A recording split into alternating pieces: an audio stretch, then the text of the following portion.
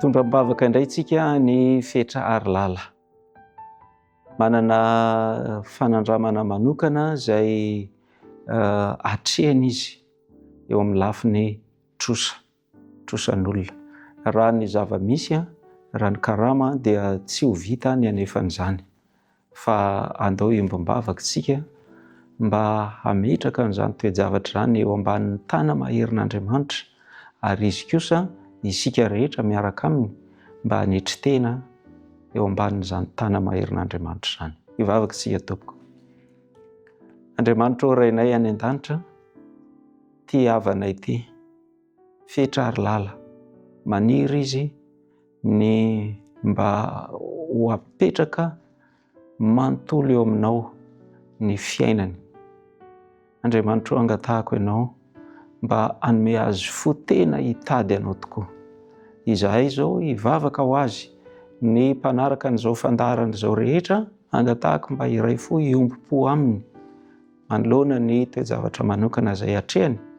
Fa indrindra engany izy Andriamanitra mba ho tena mifikitra mafy mitolona mivavaka aminao, dia hiazona ny teny fikasanao, ka anao tahaka ny Jakoba hoe tsy havelako ianao Andriamanitra raha tsy tahinao aho. Dia ankehitriny izany dia hiatrika ny fanandramana amin'ny trosan'olona izay tsy maintsy haverina izy. Raha ny fomba fijerin'olombelona dia ohatran'ny tsy hita hoe ahoana ny fomba ahafahana mamerina an'izany, ary fantany fa kely ny fidiram-bolany mba hiatrehana an'izany. Kanefa ianao Andriamanitra dia tsy voafetra, ary ny zavatra rehetra hainao dia ianao koa nanome teny fikasana hoe ny zavatra rehetra hainy mino.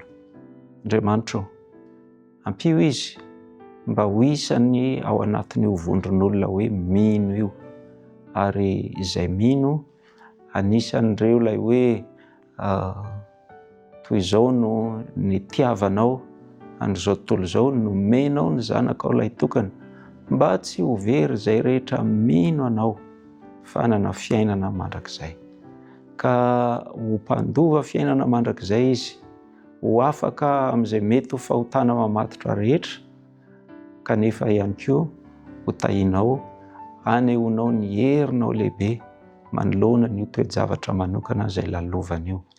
Andriamanitra, fantatro fa manana fomba hanarivony ianao, hanampiana azy amin'izany, satria anao ny zavatra rehetra, ianao no namorona an'izao rehetra izao avy amin'ny tsy misy.